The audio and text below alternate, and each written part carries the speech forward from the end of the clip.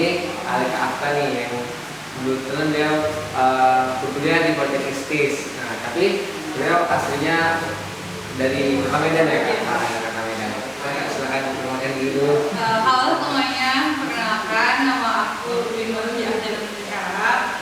Nah, tadi Budi bilang biasa juga aku bisa dipanggil Angka. Aku dari Politeknik Statistika STS angkatan 60. Jadi STIS sudah dari tahun berapa tuh Kak? Enggak tahu ya? 65 tahun deh, tahun ini 65 tahun. Oh, berarti udah lama ya? Iya. Di podcast kali ini kita spesial nih khusus membahas tentang cerita yang lagi hangat-hangatnya tuh maknanya nih, yaitu ada seleksi tes CPNS. Tapi kita nggak berfokus ke CPNS-nya aja nih, nah karena kita kali ini kayak temanya itu spesial tentang pegawai negeri sipil dan pengusaha muda. Nah, kita tahu kan sama-sama tahu kayak PNS ataupun pegawai negeri sipil sama pengusaha ini dia bukan sebelum berlawanan sih, pokoknya dia itu dua barang yang berbeda kayak gitu.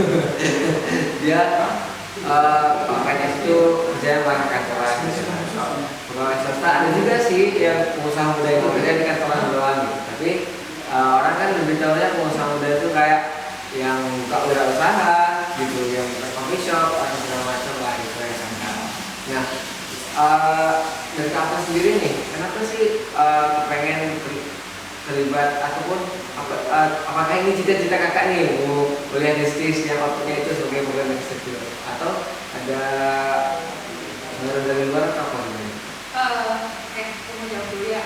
Nah, sebenarnya kalau cita-cita itu tuh dari kecil sampai sekarang tuh berubah-ubah dulu. Iya, benar. Berubah-ubah semakin dengan makin banyak profesi yang kita kenal tuh berubah-ubah terus. Nah, emang dari dulu tuh aku senang dengan namanya matematika ya.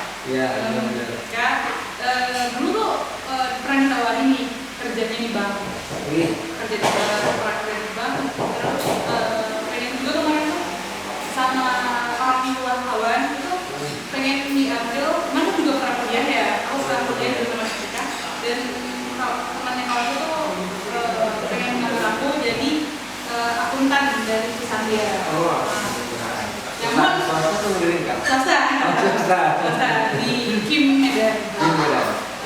Terus tapi orang tua, aku juga orang Batak dan orang tua tuh pengennya tuh salah satu anaknya itu harus jadi PNS. Ya kan, dia jadi PNS dan kita tahu tuh ya orang-orang masih banyak bilang pinter eksakta, pinter segalanya. Iya, benar. Pinter eksakta, pinter segalanya. Jadi aku yang didorong untuk bisa, kamu pasti bisa. Coba aja jadi PNS. Dan aku udah tes 5 kali. 5 kali? Aku udah tes 5 kali dan yang kelima itu baru lulus alhamdulillahnya. Jadi perjuangan untuk jadi PNS itu lumayan sulit ya. Karena untuk jadi PNS tuh ya orang tua tuh bilang PNS tuh kerjanya berkelanjutan sampai kita tuh pensiun, kita bakal kerja di situ dan tidak ada kontrak yang sangat ketat. Karena kita tahu di swasta tuh kontraknya sangat amat ketat ya. Dan kita tuh harus benar-benar produktif untuk bekerja di swasta. Karena kalau kita bandingkan juga antara gajinya juga tuh kan antara swasta tuh lebih fleksibel nih gajinya kan sesuai job desk tuh setelah dia gajinya kan. Namun kalau dari kami ya dari teman PNS sendiri tuh range gaji itu sesuai dengan golongan. Jadi itu nggak bisa kayak swasta tuh kan bisa naik kan golongan. Kalau kami tuh kalau mau naik golongan itu harus ada pendidikan dulu.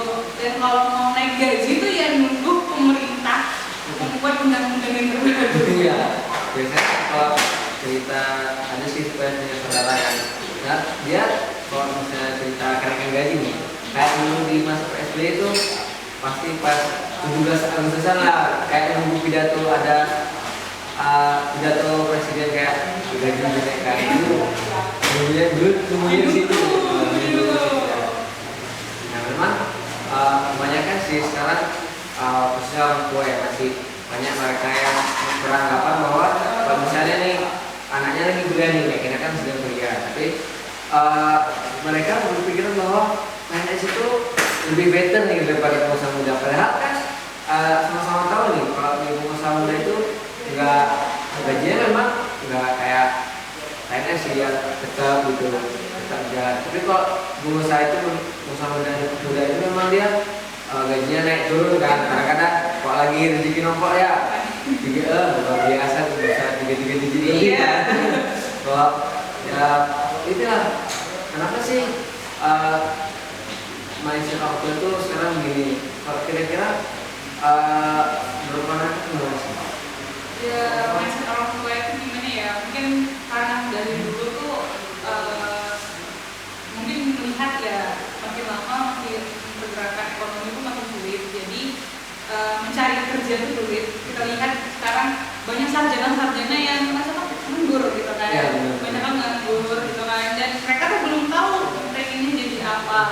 Dan kebanyakan juga ada juga beberapa nggak sih yang isu bilang semester 5 adalah penentu salah jurusan atau tidak. Iya, betul. Kayaknya itu salah jurusan atau tidak. Dan ketika mereka merasa salah jurusan atau apa, jadi mereka tuh kayak putus asa dan ya lulus bingung mau cari kerjanya apa. Nah, tapi dan makanya orang-orang tua zaman sekarang tuh berpikir bahwasanya jadi PNS aja lebih pasti kok, gajinya terus-terusan ya tetap segitu walaupun masa sedikit ataupun minim gitu kan. Tapi itu bakal berkelanjutan dan selalu akan ada kalau kita tidak membuat suatu kasus atau kriminal. Nah, tapi kalau kalian yang pengen jadi pengusaha muda seperti kamu nanti lulus kayak gitu kan,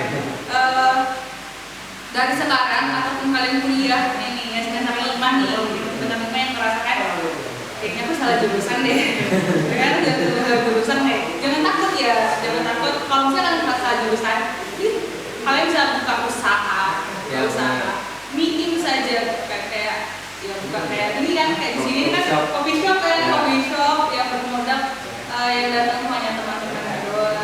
Cuma kan makin lama makin hits, makin apa kan, jadinya itu membuat privilege bahwasanya kita tuh udah bisa jadi punya profesi sendiri walaupun masih merintis gitu kan.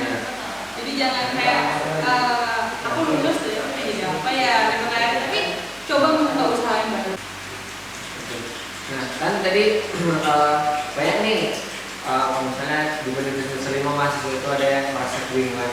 Nah tapi kenyataannya sekarang juga banyak nih dari pegawai-pegawai negeri sipil merasa kurang nih dengan gaji mereka, sehingga mereka mencari sampingan kan, kayak usaha misalnya sebenarnya saya kalau bisa lah, kayak saya punya kenalan nih dulu kan, saya dulu mantan duta wisata, jadi saya punya relasi tuh seorang dokter, beliau ini psikiater, jadi kita sedikit lah tentang saya dulu sebelum ikut pemilihan lomba di provinsi nih, ceritanya di hipnoterapi kayak di hipnotis gitu. Oh iya. Hipnoterapi. Nah, kayak membalikan semangat lah, bukan macam yang aneh-aneh kan, membalikan semangat supaya tidak muncul di depan, karena kan kalau dari provinsi itu ya apa ya audiensnya itu udah mulai dari pejabat kan, pejabat, pengusaha muda, banyak lah karena di sponsor memang ada pengusaha muda juga kan, karena banyak juga pengusaha muda yang Aceh, mereka menaruh sponsor mereka di situ sebagai publikasi usaha mereka lah gitu, semakin lancar itu kan usahanya. Nah, beliau ini seorang dokter psikiater kan, tapi beliau punya usaha nih, namanya itu Kopi Sehat Jiwa. Nah, kebetulan aku pernah ke daerah Cengkareng enggak? Belum pernah ya. Nah, karena itu lebih dia danau utara ya, kurang lebih sama kayak danau Toba. Cuman versi kecilnya dari Danau Toba, lebih besar dari Danau Toba. Kalau Danau Toba kan di tengahnya ada pulau nih, kalau di sana nggak ada. Nah, itu jadi saya punya persepsi gini, kalau misalnya jadi PNS aja itu belum berkecukupan nih, karena juga banyak juga kasus misalnya kayak sekarang ini mahasiswa yang kuliah di negeri misalnya, mereka kan UKT tinggi nih gara-gara orang tua sasak dari orang tua mereka itu berstatus sebagai PNS. Padahal kenyataannya dulu masih berkurangan gitu kan. Nah, jadi yang saya rasa kayaknya pengusaha muda itu ataupun entrepreneur lah bahasa kayaknya sekarang itu wajib ada sih, wajib bukan wajib kan, wajib dan harus sih kayaknya. Karena kita Indonesia itu bumi agraria kan. Nah, sudah pasti pertanian itu harus dimanfaatkan gitu kan. Nah, sekarang sih lagi marak-maraknya nih tes CPNS. Kan kakak juga pasti udah lewat ini proses tadi kayak kakak bilang udah 5 kali tes. Itu pasti kan ada proses yang panjang, ada nangis-nangisnya lah istilahnya. Sudah pastilah kakak. Nah, bolehlah kak sedikit berbagi cerita ataupun tips kak yang kita kakak. Oke, tadi aku juga mau nanggapin ya, bahwasanya yang kayak dan juga ya, banyak juga sih, aku juga dari keluarga besar aku juga ternyata namanya orang Batak tuh banyak juga yang PNS ya, dan mereka tuh ada juga yang kayak tanam kopi, ya kan, punya tanam kopi, punya juga punya kebun sawit juga, nah, jadi ya emang PNS tuh menjanjikan gajinya tetap, tapi tidak, kalian tuh harus juga membuat suatu usaha yang dimana tuh berkelanjutan sampai kalian tuh pensiun, karena kita tuh sebagai PNS ada dalam masa pensiun. Kalau kalian kan usaha muda tidak ada pensiunnya. Jadi iya tetap berusaha. Jadi kalau kalian masih muda nih, misalkan kalian masuk CPNS umur 20-30 tahun gitu kan, ya sambil dapat gaji di sambil tabung untuk membangun suatu usaha gitu kan. Terus yang untuk tips and tricks itu memang ada 5 kali, gagal 5 kali tes dan 4 kali gagal. Tips and tricksnya itu mungkin aku gagal, aku 2 kali gagal pas akhir, pas pengumuman akhir di Panpir. Iya. Gagal di situ, sakit banget gitu ya. Sakit banget kan. Jadi mungkin orang tua aku pernah bilang gini kan, kamu tuh bisa, cuma ada sesuatu yang terhalang sama kamu gitu kan.